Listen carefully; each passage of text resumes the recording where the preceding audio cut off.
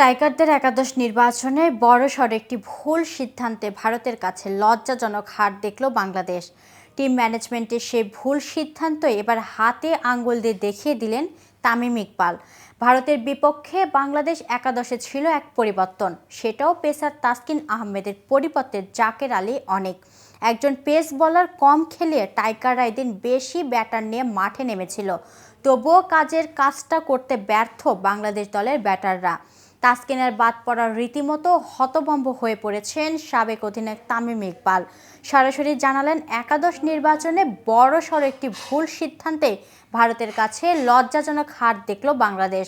বিস্তারিত থাকছে প্রতিবেদনের বাকি অংশে। আর কেটিভি ক্রিকেট থেকে আমি ইফফাত আরা মিথিলা রয়েছি আপনাদের সাথে। ESPN ক্রিক ইনফো ম্যাচ পরবর্তী লাইভ অনুষ্ঠানে তামিম বলেন, আমি অনেক অবাক হয়েছি যে তাসকিন কেন খেলল না। দুই স্পিনারই কিন্তু রান দিয়েছে। ভারত মাঝে কিছুটা চাপে ছিল যখন টানা 2 উইকেট হারল তানজিম সাকিবের ওভারে। যদি তাসকিন থাকতো তখন ভারতকে বাংলাদেশ আরও চেপে ধরতে পারত। আমরা জানি শিবম দুবের কিছুটা দুর্বলতা আছে শর্ট বলের বিরুদ্ধে। তাসকিনের সে পেস ছিল, তবে আমি অনেক অবাক হয়েছি যে কেন তাসকিনকে তারা খেলালো না। শেখ মেহেদী হাসান ভালো ইকোনমিক্যাল, তবে যখন আপনি ফ্রন্টলাইন স্পিনার হিসেবে খেলছেন তখন আপনাকে উইকেটও নিতে হবে।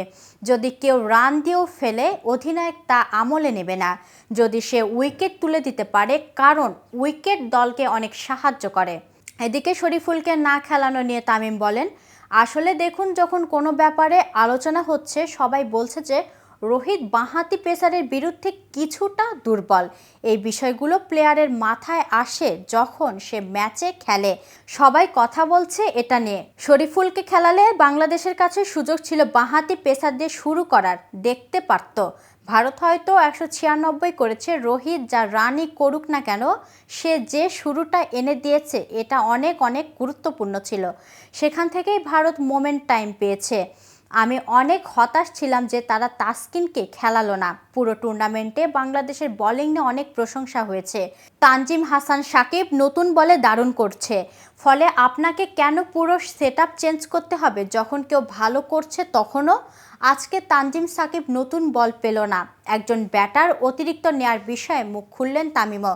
তিনি বলেন, যখন ব্যাটাররা রান করছে তখন আপনি আত্মবিশ্বাস থাকবে, প্রতিপক্ষ 170 রান করলেও আমাদের ব্যাটাররাও তারা করতে পারবে।